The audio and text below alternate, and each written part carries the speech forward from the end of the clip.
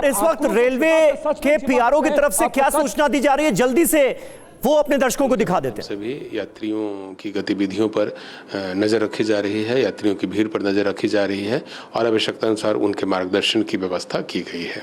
इस महाकुंभ को लेकर के भारतीय रेल ने करीब 23,000 कर्मचारियों को वहां पर तैनात किया है, जिसमें 10,000 के आसपास पैरामिलिट्री फोर्सेस के जवान हैं और राजकीय रेल पुलिस तथा रेलवे विभाग के जो कार्यकर्ता हैं या जो कमर्शियल का स्टाफ हैं, ऑपरेटिंग के स्टाफ हैं, इन सबको मिलाकर के करीब 13,000 लोग हैं। तो इस तरह से 23,000 लोग जो हैं रेलवे के, वो यात्रियों की मार्गदर्शन के लिए, यात्रियों की सेवा के लिए वहाँ पर लगे हुए हैं। खबरें चल रही है कि वहाँ की जैसे आज भगदड़ हुआ उसके बाद रेलवे ने अपनी रूट डाइवर्ट कर दी, इसको लेकर क्या?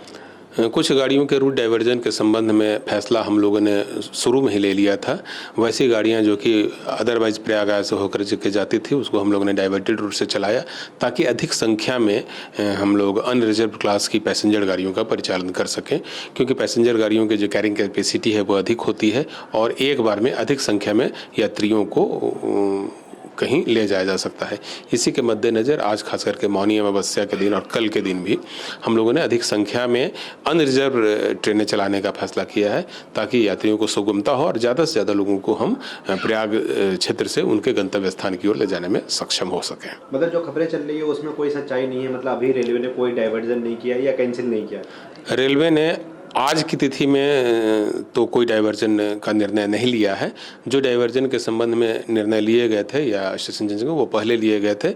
अभी जो विशेष गाड़ियों के परिचालन की हमारी जो योजना है वो है, उस पर हम काम कर रहे हैं।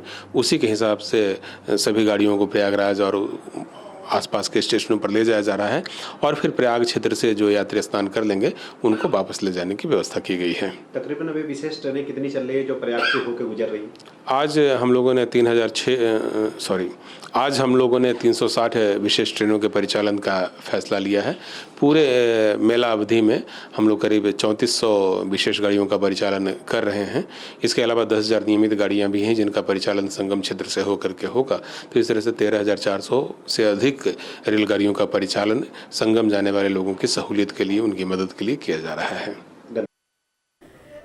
तो जैसे कि रेलवे की तरफ से जानकारी दी गई है, ट्रेनों का जो आवागमन है वो बढ़ाया गया। 360 विशेष ट्रेनें चलाई जा रही हैं ताकि लोग अपने गंतव्य तक प्रयागराज से वापस पहुंच सकें। 23,000 कर्मचारी भी लगाए गए हैं। रेलवे की ओर से कहा गया प्रयागराज से ट्रेन की संख्या बढ़ाई गई है। कई महत्वपूर्ण जानकारी दी गई। 13,000 से ज़्यादा 13,400 ट्रेनें आने जाने के लिए इस वक्त ट्रेनें मौजूद हैं, जो रेलवे की तरफ से कहा जा रहा है। और हम शिवांग के पास चलेंगे। शिवांग, वो ब्रिज ज़रूर दिखाइए इससे पहले जो आप दिखा रहे थे, जो पूरी तरह से खचाखच भरा हुआ था। रेलवे की तरफ से कहा जा रहा है कि हर 4 मिनट में एक ट्रेन है और लोगों को अपने डेस्टिनेशन तक, अपने गंतव्य तक पहुंचाने के लिए पूरे इंतजाम किए गए हैं ताकि प्रयागराज से ठीक तरीके से, शांतिपूर्ण तरीके से लोग वापसी कर सकें।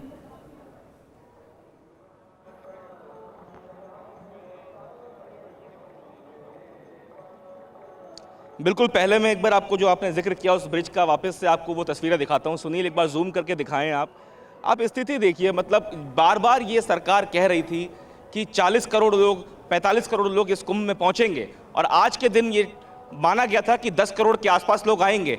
बावजूद इसके किस तरह के इंतजाम हुए, कैसे धक्का मुक्ति हुई, इसका जवाब अभी तक किसी ने दिया नहीं है। कुछ लोग तो यूँ भी कह रहे हैं कि एक बहुत छोटी घटना है, जहां 10 करोड़ लोग आ रहे हैं वहां 20-50 लोग मर गए तो क्या हुआ। बहुत ही अजीब सी स्थिति है। शहर के बाहर का इलाका मैं आपको दिखा रहा हूं कि लोग किस तरीके से रेंग रेंग के यहाँ पे पहुंचेंगे। ये मान के चलिए कि ये जो दिन है बहुत लंबा होने वाला है, क्योंकि लोगों का जो जमावड़ा है प्रयागराज से लेके यहाँ के परिसर तक वो बहुत भयानक है, वो बहुत ज़्यादा है।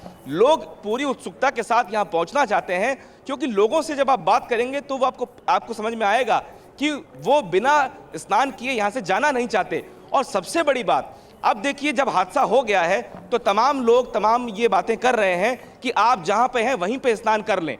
फिर संगम आने का महत्व क्या रह जाता है, इस पे भी मुझे लगता है कि जो हमारे लोग हैं उनको प्रकाश डालना चाहिए कि अगर गंगा में ही स्नान करना है या यमुना में ही स्नान करना है तो संगम का महत्व कैसे रह जाता है। तो कुल मिला के लोगों में इन चीज़ों को लेके जो है वो